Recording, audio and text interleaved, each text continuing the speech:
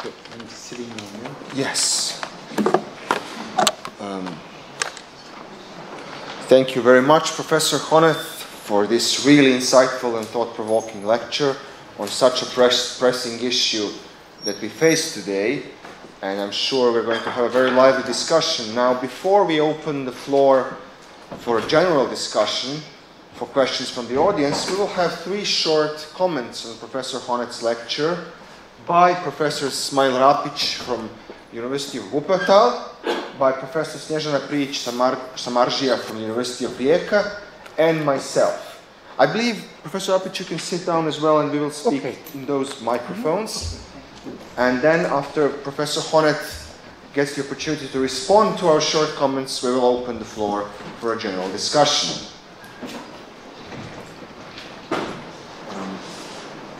Can I sit here? Yes. So I would like to make 2 short remarks. Can you wait a second before? Yes. Okay, so 2 short points. Firstly, I would like to endorse Honneth's demand to renew socialist forms of economy at the end of this talk. In my eyes, there is no other way to solve the problem of automation Honneth raises in the beginning. So to do the quotation, the looming prospect of automation threatens to result in a great wave of layoffs. The prospect of automation is looming only within capitalism, as capital owners are profiting from it, whereas the workers are facing growing unemployment. In a socialist perspective, however, automation is the path to the realm of freedom. According to Marx and Engels' German ideology, a communist society can be established only if human labor disappears. That's a more or less literal quotation from the German ideology. Labor, in the narrow sense of the word, meaning physical work that is necessary to secure the material reproduction of society. Marx and Engels are picking up the ancient Greek distinction between the labor of Bauernzoi, craftsmen and peasants, and Sciolè. Sciolè encompasses all activities that have their value in itself. What has been a privilege of the free citizens in ancient Greece, Sciolè, shall be the general way of life in communist society. In Western countries, actually, there is a vivid and controversial discussion on the issue whether an unconditioned basic income granted by the state will be able to solve the problem of raising unemployment resulting from automation. So I would like to ask Axel Honneth, do you think that the crisis of labor can be resolved within the frame of capitalist economy, for instance, by an unconditional basic income? Or do we have replaced capitalist economy by a socialist economy in order to solve this problem? That's the first question. Now my second point. Honneth has presented the division of labor in his talk in a one-sided manner. He has depicted the division of labor as the source of social integration. According to Marx and Engels' German ideology, however, the division of labor necessarily produces social conflicts. On behalf of capitalist economy, Hegel holds the same view. In the chapter Die Sittlichkeit of his Philosophy of Right, the initial solidarity of the family gets lost in its dialectical transition to bürgerliche Gesellschaft and has to be re-established by the state on a new level. At the end of his lectures on the philosophy of religion, Hegel, however, is doubting whether the modern state is able to fulfill this task of social integration. Hegel is stressing here the dissolving tendencies of bürgerliche Gesellschaft. Honneth's account of the division of labor in his talk is shaped by his interpretation of capitalist economy as a sphere of recognition in his monograph, The Right to Freedom. In my eyes, there is a crucial difference between Honneth's account of the in German kontributive Wechselseitigkeit, contributive mutuality, of the social spheres of family, market economy, and the democratic states on the one hand, and dialectical architecture of Hegel's philosophy of right on the other hand. So my second question for Axel Honneth: how do you assess Hegel's, Marx and Engels' thesis that the division of labor in capitalist economy entails a disintegrating tendency? This leads to my last question. I have a great sympathy for Honneth's proposal at the end of his talk to quote, that certain unavoidable jobs should be performed by all members of the population, perhaps for a set time frame, rather than there being the permanent occupation of one and the same, usually particular disadvantage. I really would like to endorse this very, very strongly. But now my question, how can we convince the majority of the population in the capitalist society that they should accept this proposal, as capitalism as a system endorses our self-interest? And so my last question, don't we have to replace capitalist economy by socialist economy in order to arrive at a just division of labor? Thank you. Thank you. Thank you, Smile. Now I give the word to Snezhana. Thank you. Good afternoon to everybody, and I would like to use the opportunity to congratulate to Professor Honneth for the award, and I'm definitely very much honored that I have the possibility to be a discussant here, especially because I'm not an expert, you know, from the area of critical theory. I'm just interested philosopher who coming from the social epistemology area. So, one of the questions Professor Honneth opens is about the quality of decision-making process, or about ensuring the highest possible quality of decisions in the democratic society.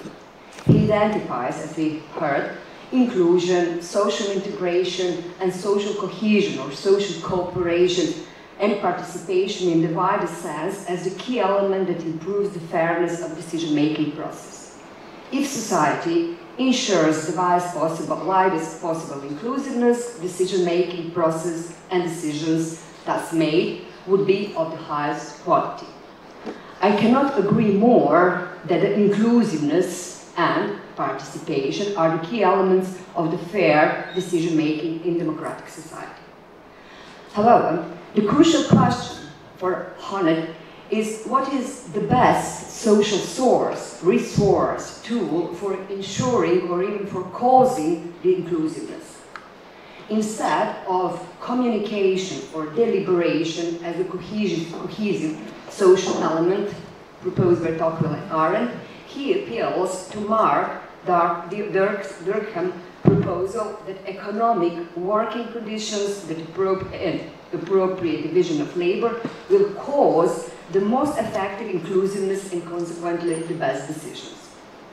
I highly appreciate Honneth's focus on the question of division of labor, inequality, precarious work, involuntary employment, and other economic aspects of living and working, and on quality of life as a decisive for the quality of decision-making process. The fairness of decision-making process is undoubtedly predicted upon economic inclusiveness. Moreover, I am inclined to agree that economic fairness and division of labor, about Professor Honneth spoke, are necessary for political justification of democracy as well for the quality of participation and civil solidarity. However, I would like to put some additional issues on the table. The legitimacy of democracy, according to me, also needs to be based on epistemic justification. Democracy, besides political justification, needs to be justified as a system that ensures the epistemic quality of decisions and the decision-making process that generates the decisions of the highest epistemic quality, as well as it is justified as a system that ensures the political quality of decision-making. the claim that the economical, political fairness and inclusiveness automatically generate the epistemic quality of decisions, according to me, it's not very well grounded, or at least it requires more elaboration. It seems to me that participation or social cohesion based on fair division of labor will not spontaneously or automatically generate the epistemic value of decision. We are very well acquainted with the empirical findings, the failings of the wisdom of crowd, rule, common knowledge effect, Dunning-Kruger effect or like, which show that there are structural, epistemic and cognitive obstacles, but also many social obstacles that prevent mere inclusiveness from generating epistemically valuable decisions. It is possible, of course, to defend that such an assumption that economic fairness generates epistemic quality only if we accept the hidden premise that epistemic quality is nothing more than political or economical fairness. This stance means that one reduces epistemic value of decision to economical fairness or political fairness. This is the position I call political instrumentalism, which rejects the idea that there is any independent intellectual or epistemic value. The position that suggests that political inclusiveness, wider participation of self-confident citizens directly generates the epistemic quality, actually suggests that there are no epistemic value here to be spoken of.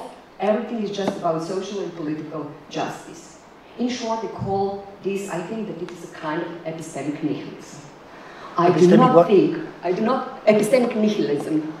nihilism. I do not think that Professor Honneth advocates epistemic nihilism. I would like to stress that economical or political fairness is not enough for quality of decision-making process, quality of decisions, and finally for the justification of democracy. Honneth said that a fair division of labor will cause such respect and self-confidence among citizens that they will feel obliged or more responsible, even in epistemic sense, and will thus feel inclined to search for more information or for more evidence-based decision or for more epistemic responsibility. He said here, quite simply, when one's own views are consulted in organizational decision-making, one feels an obligation to be better informed about wider developments. This applies to considerably greater degree to participation in self-regulatory operations, be they cooperatively or state-owned. So, I would like to ask Professor Honneth what he thinks about the possibility to differentiate between two forms of quality of decision-making, political decision-making process, political and epistemic. What he thinks about two kinds of virtues, political and economical, let us say, on the one side, and epistemic on the other. Hope that we all recognize the independent importance of both political, economical, and epistemic in the light of many cases in which politically fair decisions-making process were not resulted in the epistemically virtuous decisions. I would like here just to remind, for instance, to anti-vaxxers, creationists, and climate change deniers, all of whom not come from economically disadvantaged communities. Finally, I wonder how to harmonize these two forms of values or virtues, especially when they come in conflict. For instance, what if politically, economically fair decision-making process generate an epistemically suboptimal decisions? I would like to appeal to the hybrid position, some kind of harmonizing platform according to which the best decision-making process decisions are those that optimally harmonize the value of economic political fairness from the one side and the epistemic quality on the other. And consequently, finally, I would like to ask Professor Honneth, while the division of labor is definitely relevant for the political quality of decision, what makes a democratic decision-making process and its resulting decisions epistemically valuable? Probably we can rethink the idea of public deliberation. So, thank you. Thank you. Thank you, Snezhana. And just last, my short intervention. Now, it's kind of related to Smile's points. So my question also concerns your proposal that we preliminarily define labor as all forms of activity that contribute to social reproduction. And then your proposal that we build, normatively speaking, on the basis of this social theoretical assumption. Now, what seems to me slightly unclear there is that we are facing one initial danger with this understanding, with this definition of labor, that might to some extent subvert the normative intentions of your proposal. And this danger consists in something that we might call the functionalist premise of your proposal. Namely, if the basis of our social cohesion, of our sense of belonging to society is understood in terms of reproduction, then it seems to me one particular specter of the first generation critical theory is resurrected, and this specter is the specter of instrumental reason. As long as the reproduction of the societal whole is understood to be the telos of our cooperation, of our mutuality, of our mutual complementing of our activities, of our communal life in general, so as long as reproduction is the telos of our communal life, it seems to me we cannot, after all, do away with the criterion of efficiency or efficacy or instrumentality of social action and of our cooperation, meaning the criterion of functional utility. So we can, of course, argue that the legitimation discourse of capitalism, which claims that the existing institutional arrangements of the sphere of labor, so what Marxism would call relations of production, are not something that is intrinsic to the activity of labor, that they are simply the outcomes of our general striving to maximize efficacy, and that they are naturalization of contingent and particularist interest-driven ways of organizing societal labor, as you have argued, that we can conceive of totally different ways of organizing the sphere of labor, but we will still have to endorse the criterion of functional utility in our alternative visions, and we'll have to come up with new criteria for measuring it. So we're still stuck with the problem of instrumental reason.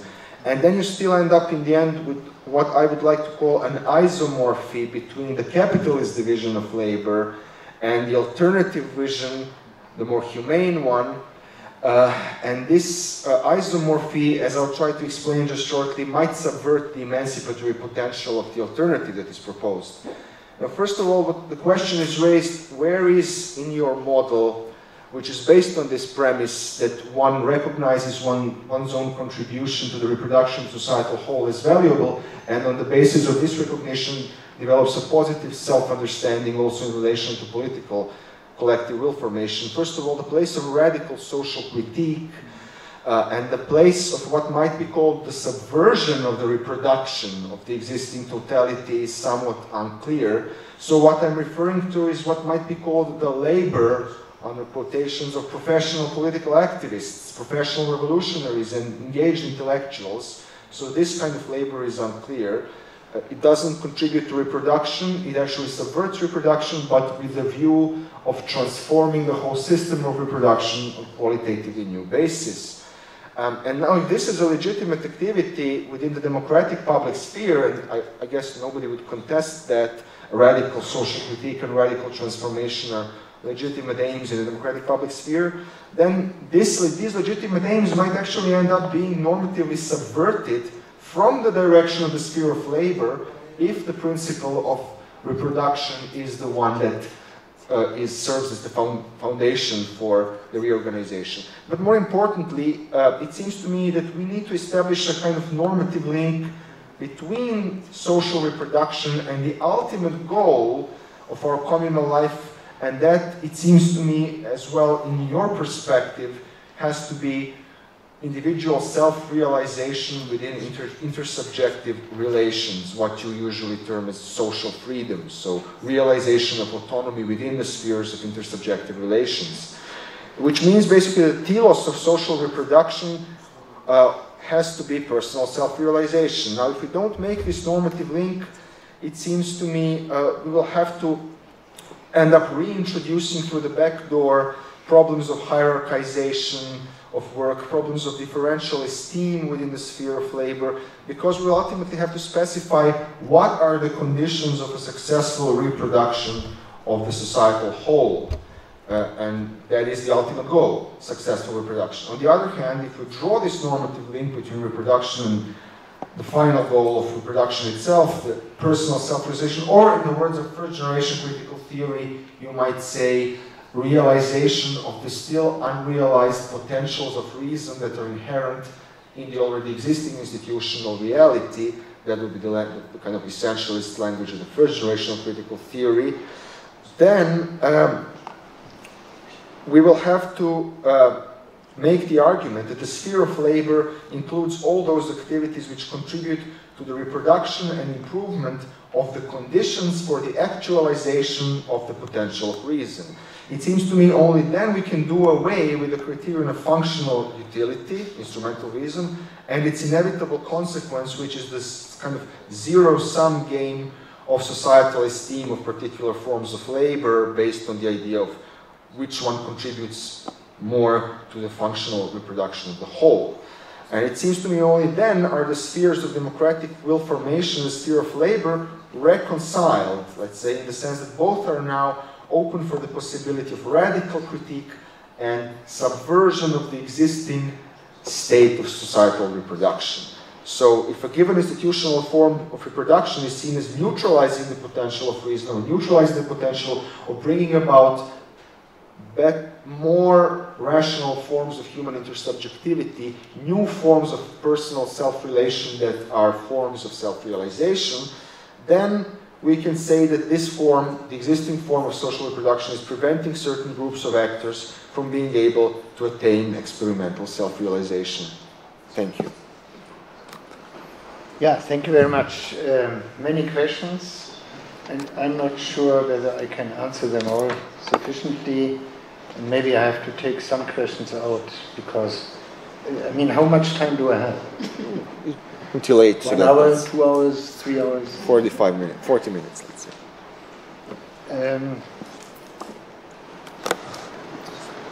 I'm just thinking where to start. Maybe I start with the idea of Herrn Rapic. I think my main concern with the whole question is that I'm not sure that I know what a socialist economy really includes. Mm-hmm. Yeah, I mean, yes. What I know for sure is that we don't mean centralized planning economy. Mm-hmm. I mean, I hope we don't mean that, because that was ruin. I mean, ruin, and it failed. We probably mean something like the not longer private property of means of production, but instead either state property of the means of production, or, very unclear, social property of the means of production. Then it is already unclear what the social property means. I mean, who is that social? It has to be organized social in order to come up with conclusions, with decisions, and so on and so on. So let's put it that way. That's John Rawls' idea. The property owner of the future is the democratic public. Rawls calls that property owning democracy. So we think that we will have in the future, instead of private owners we will have mainly, I mean, I think Rawls thinks of a kind of mixed economy. We will have private ownership and democratic ownership. So part of the relevant parts of the industrial and service sector is owned by the democratic community. Parts, because we will give room for private ownership on a small scale. Let's say we don't want to kill the craftsman or the little tradesman, or I mean those little firms which are owned by families or by private persons and have a constitutive interest in increasing their own economic property, have self-interest, but because of self-interest, Adam Smith, they are enormously effective. Let's keep part of the economy be market-driven, the rest probably owned by the democratic public, which then is represented by the state. And then then we have a lot of capacities to change partly the division of labor, only partly because there will be some necessities we can't get rid of. I mean, I said already, we will have dirty work in the long future. I don't believe that robots can do all the dirty work we are in need of. And I'm mainly thinking of dirty work, by the way. Yeah, I mean, all these poor guys who are working under awful conditions at nights in hospitals, at nights, I mean, I see that in New York, cleaning up our streets. I mean, that kind of work. Yeah? So we still will have dirty work to be done, even if we own, as a democratic community, all the means of production. There are already experiments, and very good ones. For example, in San Francisco, it's a famous example by Michael Walzer, where the one service in the city which is responsible for cleaning the streets is in the hands of workers. It's existing under capitalist conditions in San Francisco. So in San Francisco, the cleaning workers are owning the firm. It's allowed by capitalist society, by the city. The city is here responsible. And they are doing, which is true, enormously effective work. So in the long run, one could think of slow transitions in such a direction. My own idea is here that because we can't know how an effective, I come back to that, that's a functional point, yeah?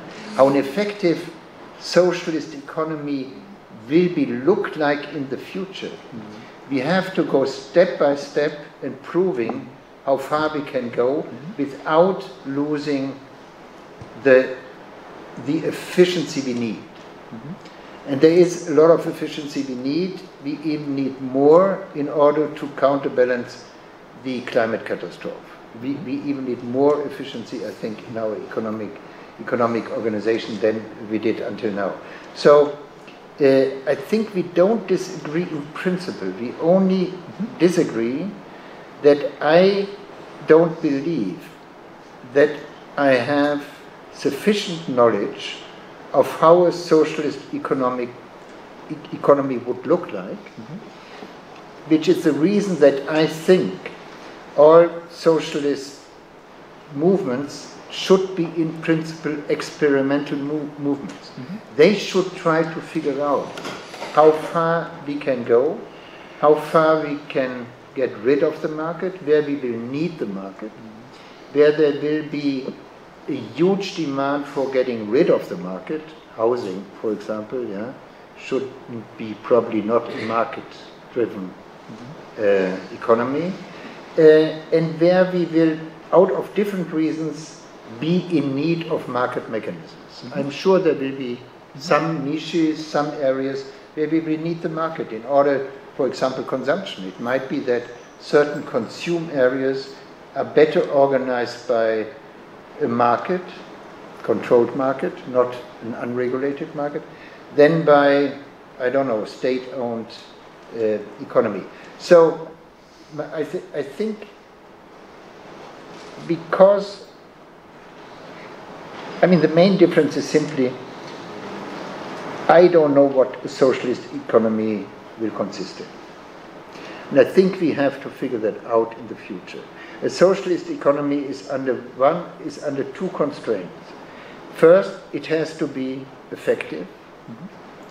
It has so effective that it cannot only satisfy the needs and desires of a growing internal population, but probably of a population even more growing because of the numbers of migrants we will have to take in the future when we will have the climate catastrophe which is anticipated. So effective, it has to be effective, which means it has even to produce more houses, more consumption goods, more fruits and all that. And it has to be more fair, clearly. I mean, the whole idea of a socialist economy is not only that it is more effective, it is that it is more inclusive, more fair, fairer, more just, yeah, in all regards. And because I don't know how that looks, I'm only opting for transitions which are not understood as steps in the right direction, but transitions which are understood as experimental steps meant to figure out how we can best organize an economy which is best for all of us in these two respects. Efficacy or efficiency, economic efficiency, and moral justice or political justice. I have reservations against the idea of an unconditional minimal income out of two reasons. I mean, let me first say, I think it's the most attractive idea which is around now, at the moment, because, and you know how many people in Germany are jumping on it, yeah? Italy wants to introduce it, even the right-wing party wants to introduce it, because it seems it seems to be the best instrument to get rid of the crisis of labor. Yeah? It makes income independent from labor. And even leftist sociologists in Germany are opting for that strategy because they don't believe that our future society will be in need of sufficient labor which then can be the basis for income. Klaus Offe, for example, yeah? The reason why he is opting for an unconditional minimal income is that he believes that because of automation and all this, we will have not sufficient labor to be able to guarantee an income for everyone by labor. Therefore, the idea is unconditional minimal income. The reason I'm against it, I have two reasons. The first is, after all what is quantitatively available, that minimal income will be very minimal. I mean, after all what we hear, it will be so minimal that it comes close to even below social security, probably. Or it will be exactly on the level of social security. And second reason is that I fear, and that has to do with my first argument, that I fear when we are becoming recipients of unconditional minimum income, that the central mechanism for integrating complex societies is lost. because that is division of labor. Yeah? So when we are no longer somewhat forced to work, then the question will arise, what is the mechanism of bringing us into contact? And because there is a need for bringing us in contact, yeah? If I receive a minimal income, I can sit at home, I'm not even any longer let's say, independency of other people. I become a private, independent person completely. I don't have to go to any elections anymore. I don't have to go to any work anymore. I can become the nightmare of a liberal society, namely the total private egoistic citizen. And this is the second objection I have against this. So there is this danger of desolidarization and of disintegration with unconditional minimal income. With regard to your remarks about Hegel and Marx and Engels, I mean, in my book, Freedom's Right, I wasn't opting for a capitalist society. I was opting for a market society as long as contracts in such a society would be fair enough. And fair enough means simply that there would not be any power involved or the threat of violence. That's an old Durkheim idea, as I mentioned here. Yeah, I mean, fair contracts are contracts to which both sides can voluntarily, freely, and with full information agree. That would presuppose that there is no hierarchy between capitalists and workers, clearly. Yeah, because as long as there is a hierarchy, as long as the one, Durkheim is saying that all the time, as long as the one have all the economic power and the other part has no economic power at all, we will not have fair contracts. So what does it need to have fair contracts? It needs to have the other side being in a position to full negotiation on contracts.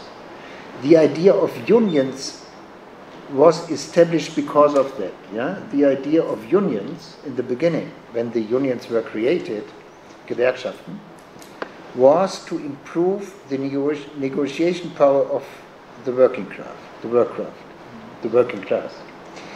We see today that the unions were partly successful in France and in Germany, for example, yeah, because they introduced at least a first step, namely co-determination, for a certain period.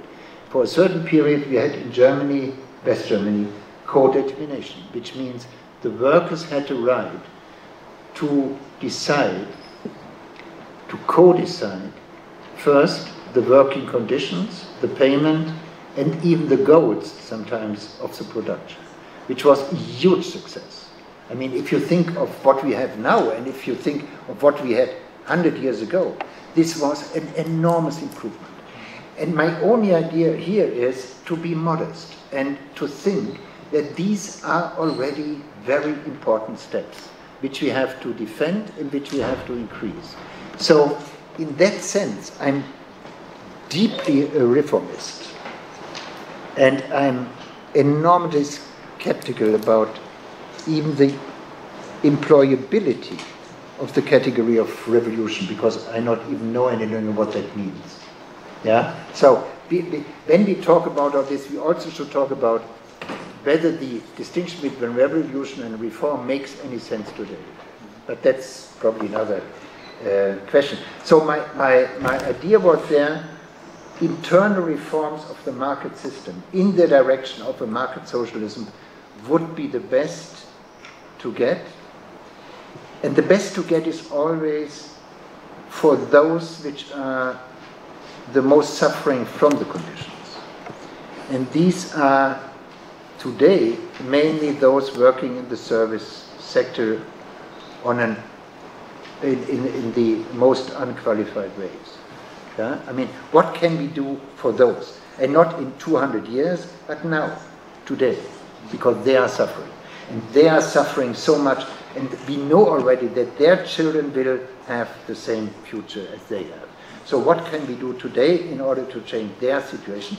And so I was thinking, strong unions, socialist movement, pressing the market system into another direction. Improvements of the market system would be a first step before we think of the huge transformation to a socialist economy, which, when it will ever succeed, I would be completely in favor of. But we need help today, because they can't wait. Yeah? They are those which are each day having to take care of, for example, our mail, the whole dirty work. I mean, I see all these poor guys, yeah, in Germany, and bringing food to one station from the other. They have low payment, I mean, incredibly low payment, no contracts, nothing. So what we can do? So this was, and one other idea, one other short remark, and then I stop with replying to you. This is about the idea of state-dictated services. I think it's a very tricky thing. I mean, I mentioned it. I think it is attractive, but the real danger is not so much capitalism. I think capitalism would probably even agree to it. Yeah? Because why not having some state-dictated services for everyone when these are areas which are completely unprofitable, for example. Yeah? Why not let the population do the work? I mean, we have no interest in investing there because we don't get any profit from it. So let the state dictate certain services to everyone for, let's say, half a year, a whole year. The real problem is liberalism. I mean, I don't want to give up basic accomplishments of a liberal society where it is up to the individual to decide what to do and where to work. And I know that it is not functioning. Yeah? I mean, not a lot of people have real choices where to work and what job to do. But still, to simply dictate to people that they have to work for a year in certain areas against their own will is a risky thing. And as I mentioned, I think there are two possible justifications for it, which even could convince a liberal to agree to it. The first is, I think each citizen needs knowledge of the different spheres of a society.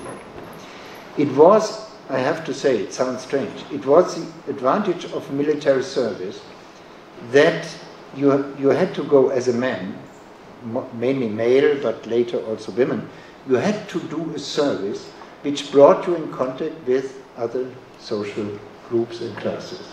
That's a huge advantage.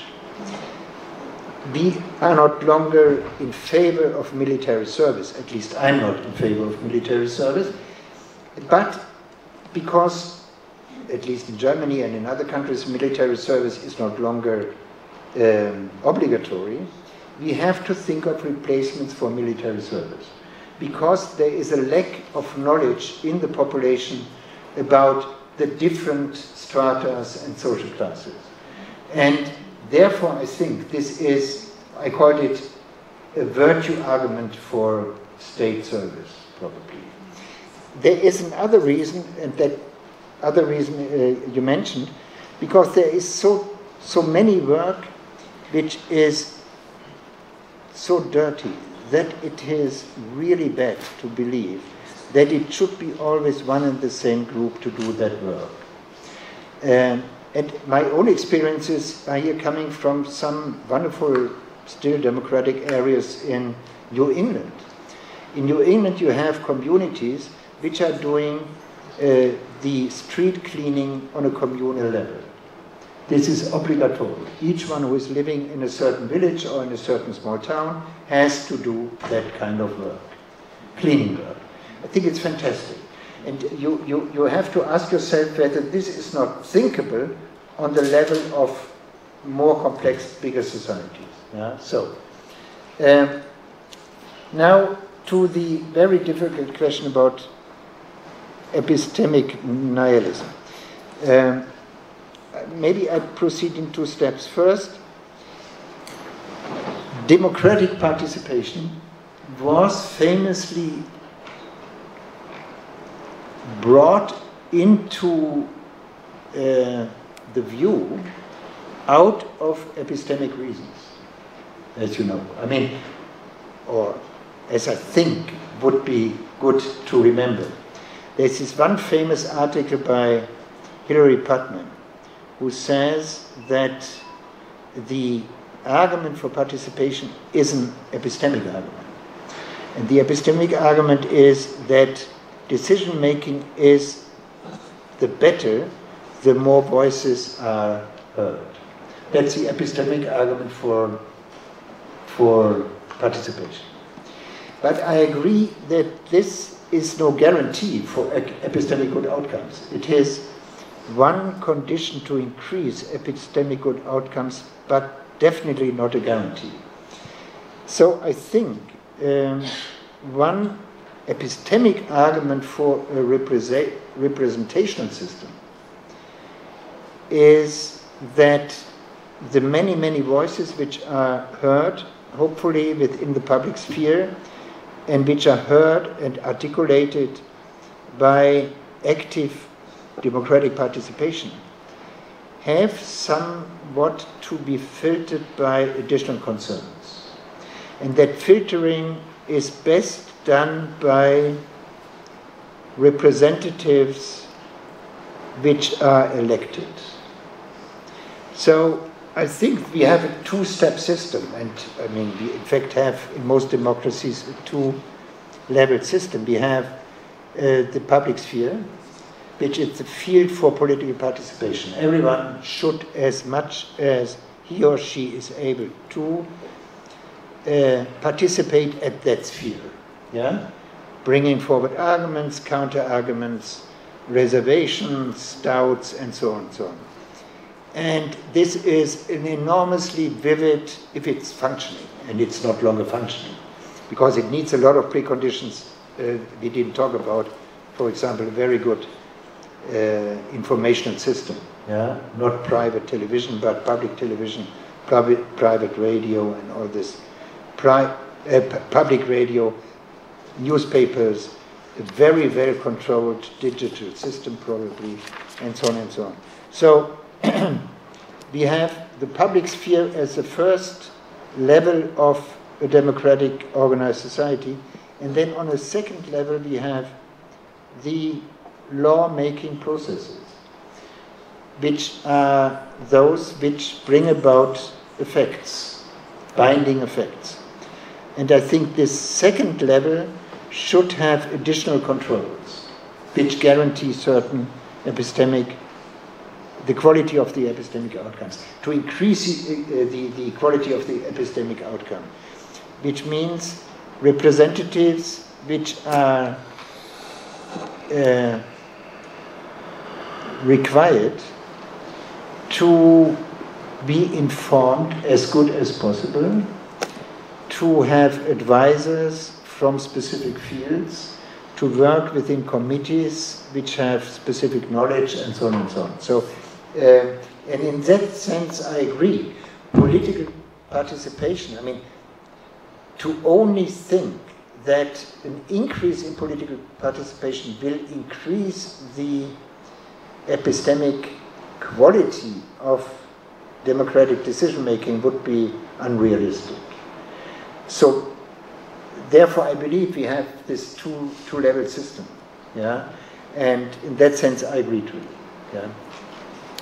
Now, that's also difficult. The question here, I mean, your question, that's the question about how to define labor. I mean, it's one central question you raised. Yeah? And I have here a lot of difficulties, I confess, but I don't see an alternative to the proposal I made. Because, I mean, who decides what should count as labor? This can't be simply up to individuals that decide that whatever they are doing, it should count as labor, obviously. So there has to be either, it has to be, and partly it is, and hopefully it is, up to democratic decision making under these epistemic conditions.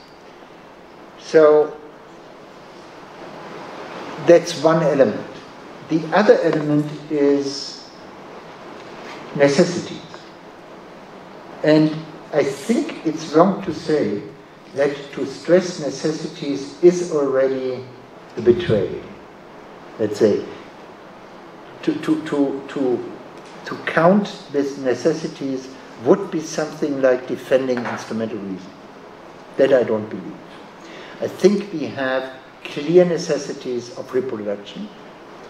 We need, I mean, I mentioned that example, we will need care work. Much more than we have, yeah? Because we are getting older slowly in different societies, in different speeds, but we will need enormously care work. Care work is enormously bad organized. Care work is underpaid, I mentioned that. But that's a necessity. To a certain degree, one could say it's a functional imperative. Yes, we have, and we need, for example, we need new work organizing more climate-friendly energies. It's also a necessity, yeah? So we have there certain necessities we have to take into account, and I mainly mean, when I say socially necessary work, I mean we have to start with the work which is irreplaceable, because we have to face, I mean a systems theoretical person would say, we have to keep the system alive, which means, yeah, in reaction to the outside world, which means we have to reproduce the system. And that needs a lot, and is also implying facing necessities. There is then the problem, and I see the problem. The problem is that when we only count with necessities, we risk to freeze a certain state of our society as it is today. And we are not open enough for re-evaluating certain activities as work which were not seen as work so far. And I give you an example, yeah? It's a very interesting, but it's an interesting example. Artwork, yeah? Artwork is seen in our capitalist society is as something which only can afford livelihood when it is sellable on the art market. There is no other form of of salary for artwork. Yeah? You have to compete on a market. And we all know how the art market is today. It's a disastrous, overfinanced institution which is dictated by huge financial speculative organizations which buy stuff as soon as they are hoping it will become the big thing in the future. And others, many other artists have no chance. So what could be other forms of, I mean, you see that we could say that artwork should be seen as necessary labor because we want also to be part of our kind of societies a certain vital form of art. Enrichment, yeah? Not only reproduction, but also enrichment. And I agree to that. I mean, we should be open for the possibility. So the next question is then, how to organize artwork such that it can make a living for artists. The GDR, as you know, had, as you probably know, I don't know whether you know it, the GDR and probably other communist countries had a system where when you could convince certain committees, you would be on a monthly basis paid by the state. And it's an interesting system. I think it's attractive, yeah, because it created a lot of interesting artists which were not longer in need of fighting on a market. And again, on fighting on an extremely terrible market, the art market. But again, then it all becomes a political decision. Then the mechanism is political decision. What counts as interesting art? And you can imagine how difficult it was in the GDR to present yourself as an interesting artist. You had to present yourself as somebody in a certain agreement with socialist realism. But we can also have more open committees. But again, it has to be there some kind of decision making about what kind of activity, if it is not simple necessity, should count as socially necessary. I can leave out necessary. What should count as socially valuable? Because I don't want the one who's playing golf telling me that that is necessary. Yeah? Or somebody who is hunting out of private reasons in the forest and probably even has a certain positive effect on that forest, telling me that that is necessary labor. So we need a kind of mechanism to decide what counts as valuable labor, so that in the future, when we are thinking about organizations of work and reorganizations of work, it should be part of it. And again, my proposal here was first simply to think of necessities. That makes things a little bit too easy, I think, yeah? Because, as you are rightly saying, it risks to take something out which is probably not directly necessary, or we believe it's necessary and it's not necessary. So there should be a kind of proving system, evaluative system inbuilt in democratic societies, which has a certain overlook on what counts as socially valuable. Maybe that's a better formulation than the one I proposed. But then again, it needs a very wise lawmaker, a very wise parliament, or whatever you have, deciding what counts and should count as socially valuable. Because it's a tricky thing to make that decision. And I would warn that lawmaker to even pay the critical intellectual. I find that idea absurd. Or, I mean, the critical intellectual. You remember Joseph Schumpeter always said, in the future, when we have all these academics, we will have millions of critical intellectuals. And I think he was right. We have already enough, because they are writing all the, we have I wrote once an article called The Normalization of the Critical Intellectual. In Germany, at least, I don't know how it is in Serbia and in other parts of the world, maybe it's drastically worse. In Germany, we have each day at least, I would say, in public television and in the newspapers and in the radio, I leave out the internet because that explodes the critical intellectual. We have at least, I would guess, 50 voices per day, visible for everyone, in the public. That's enough. I mean, we don't need more. I mean, we also have to hear other voices. And so, that's only a small point. I would be more skeptical about paying or taking the task of the intellectual, the critical intellectual, as something. It is of social value, but it is something which is of social value not for everyone. So it can't be justified as something having the same importance for everyone in our more or less liberal societies. And therefore, I think they have enough chances to make their money. Hopefully. Again, I'm speaking for Germany, not for our country. Right. Okay. That. Thanks very much, Professor Honneth.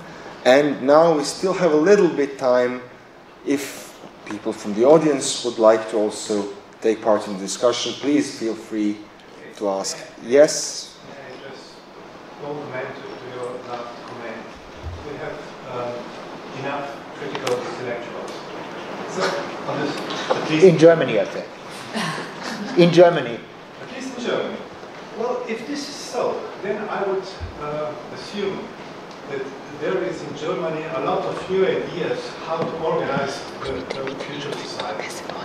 I think that the problem we are now in is that there is a lack of political imagination, that there is a lack of, let's say, even conceiving of how the future would look like. So, no, I don't think we have enough of critical intellectuals. I think we have far too many, not enough of them. Maybe they are not critical at all. This is another question. But I think that critical intellectuals and those who are not functional, who don't fit into the system, are vital for the reproduction of the system. Because the system that reproduces itself does not precisely reproduce itself in the same form. If it does, then this is, as Hegel would say, a dead organism. Even some people die out of habit. They are so habituated to life that they simply die. This is why we need critical intellectuals. So I don't think that the function of self-distancing is against the idea of reproduction. Quite the contrary. But I agree to that. I think we differ on one point, namely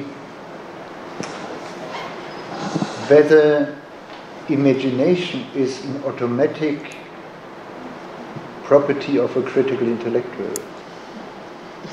I mean, does a critical again? I tell you why we have enough in Germany. We have, I guess, in each German theater today at least 2 evenings where we have discussions on the future. There are sitting my colleagues and I myself, and we have fantastic ideas. We are paid for that even, yeah. When we are sitting there for 2 hours, we are paid. Theaters are mainly a room now for public debates. Many discussions are about future economy, anti-capitalist ideas. These halls are full. Yeah, they are sitting. Berlin is a famous example. The Volksbühne. Yeah, each day you have something like that. They are sitting 500 to 1,000 people. They are applauding. Nothing changes. Is that a question of missing imagination? It's either a question of having the right ideas, and this is not something you can guarantee by having critical intellectuals. Yeah, and it's not a question of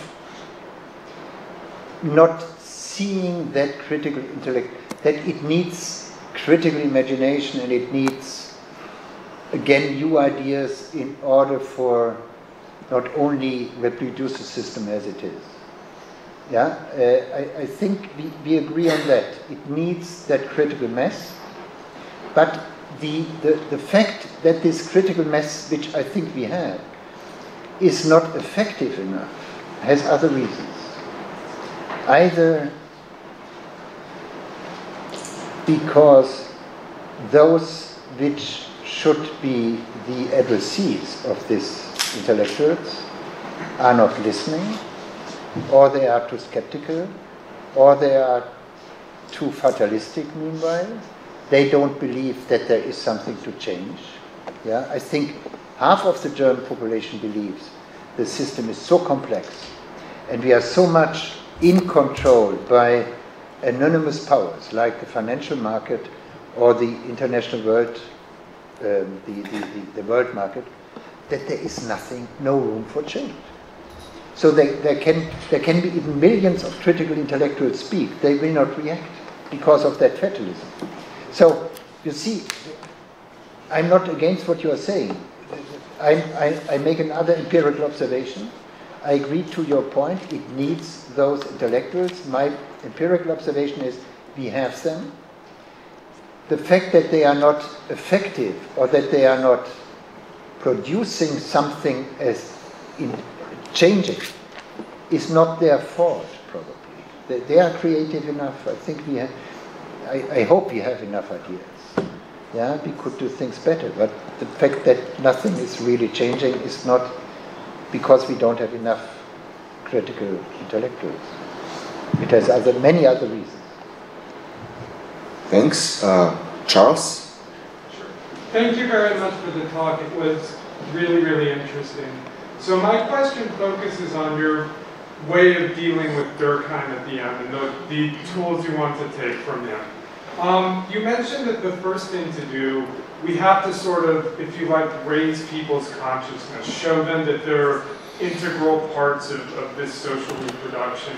And I would love to hear more about that, and I would love to hear how that, would connect to the claim that this will help to facilitate democracy. So if I recall, you made that claim on empirical grounds, and I would love it if there was a conceptual justification, because my worry, I suppose, perhaps naively, is Sony Corporation shows me I'm a really valuable asset for Sony Corporation, super loyal to Sony Corporation, let everything else burn. So how do we get out of that situation?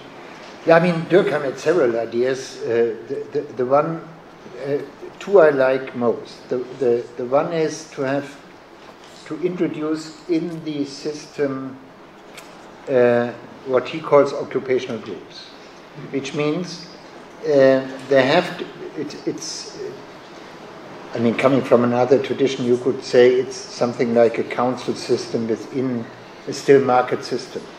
It needs an occupational group in that sense that all the different occupations have their own representatives. So it's not only the one firm, but the one occupation in the one firm is at the same time linked with the same occupation in the other firm, so that, and it's like going up like that, and then you have a council, and the council is also making decisions with regard to conditions and payment and so on and so on.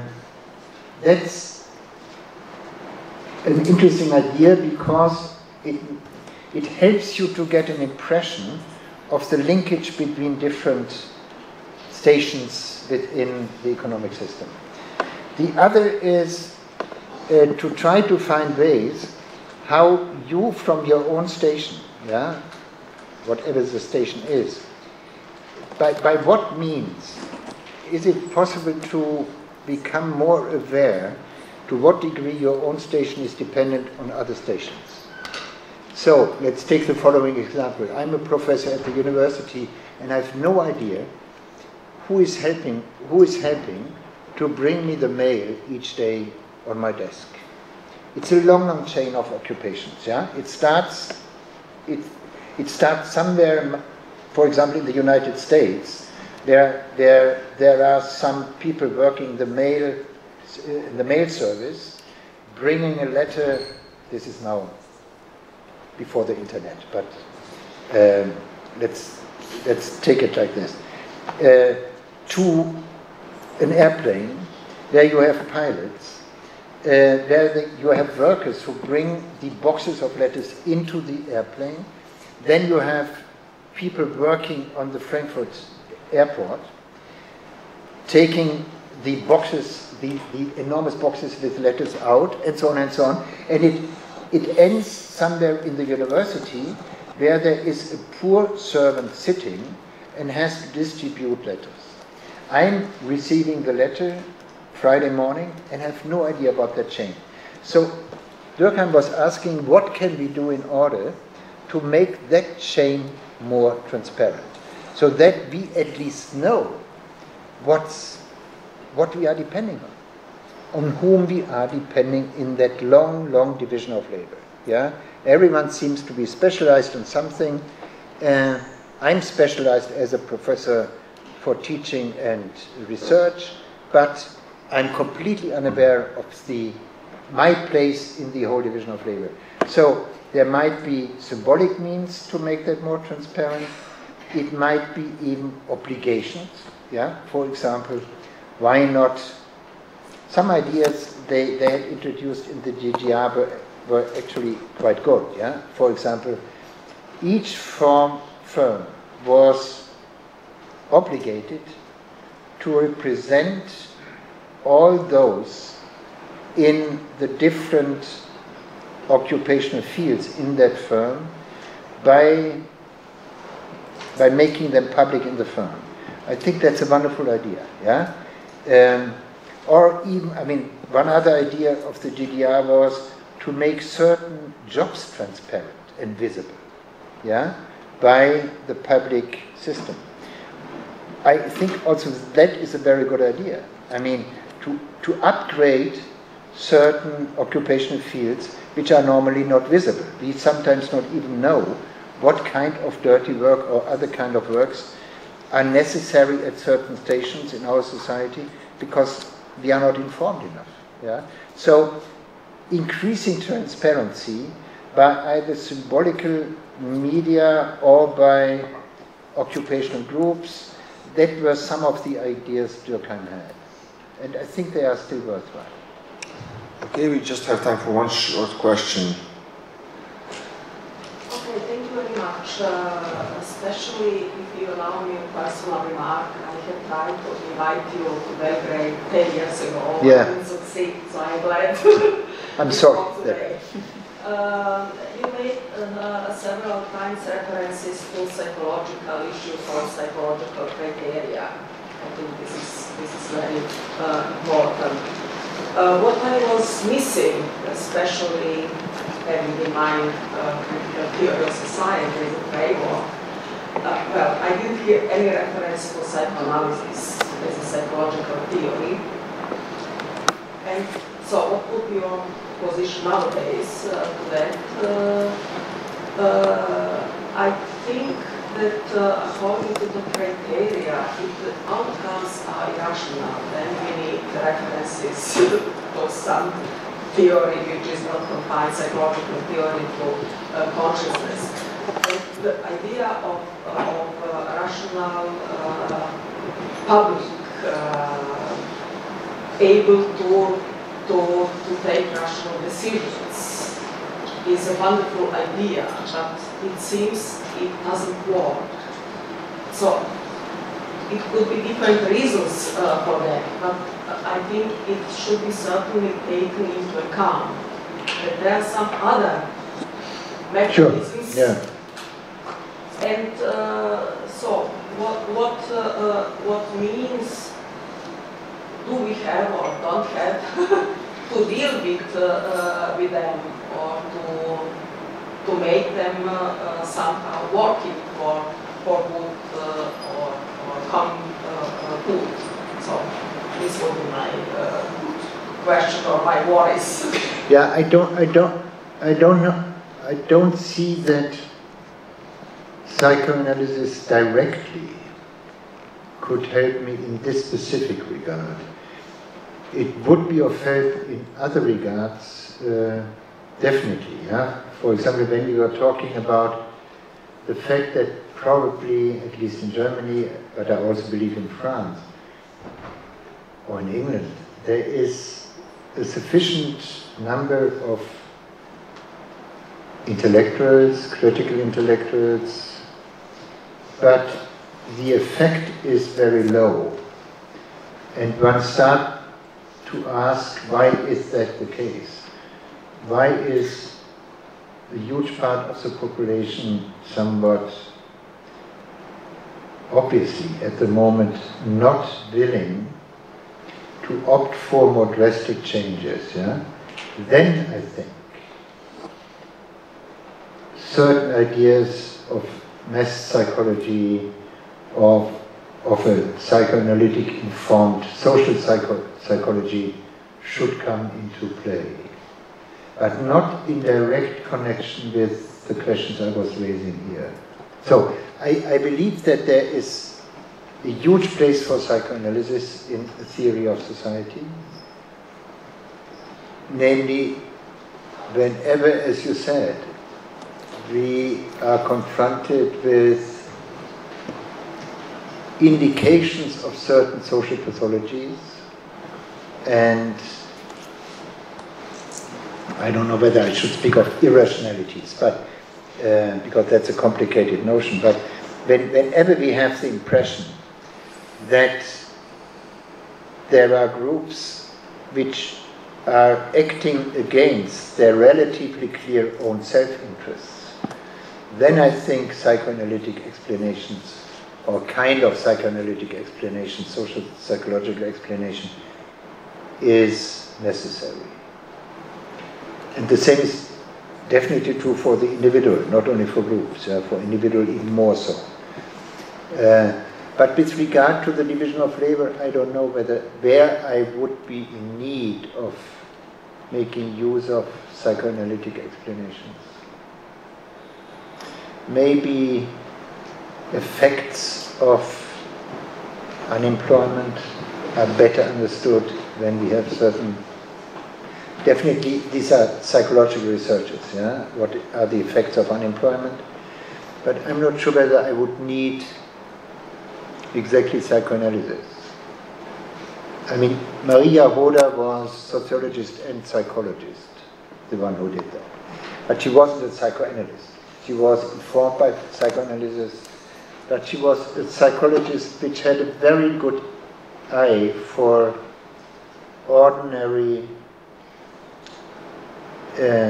male functions. Yeah? For example, her fantastic observation was the first thing which happens when you are unemployed for a long time, you are losing awareness of time. Of time. You don't need psychoanalysis to observe that. That was a psychological, very accurate observation. And because she was talking with these people all the time in this little place where half of the population was unemployed. And then the whole decomposition of life, yeah? The slight inability to organize yourself. Yeah? And I mean, all these effects were studied by her, but she could do it, I think, as a very, very sensitive psychologist, not as a psychoanalyst. To be a psychoanalytic theory is necessary when we go into deeper questions. But she had not to go into deeper questions. I mean, also psychoanalysis understood as a critical theory of subjectivity.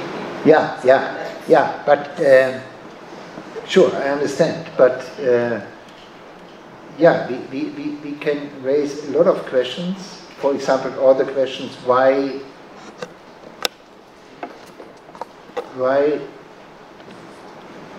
for example, I mean, question like, what are the effects of the internet, probably, is a question for which certain psychoanalytic theories are better equipped to answer, because they have a fuller account of the individual subject and of the different forces in the individual subject. I would agree to all that. My only point was with regard to the ideas I was presenting tonight. I think I'm not in need of further information by psychoanalysis with regard to this here. Thanks, Professor Honneth, and thanks to the audience for his questions. Our time is up. I would like to invite everybody to come to the Institute for Philosophy and Social Theory tomorrow, where we will continue our two-day colloquium. We will have a seminar with Professor Honneth on his book, The Idea of Socialism. We'll have lots of participants, and we'll have 2 more lectures tomorrow. So I invite everybody, and thanks once again for coming, and thanks Professor Honneth for the wonderful lecture. Thank you.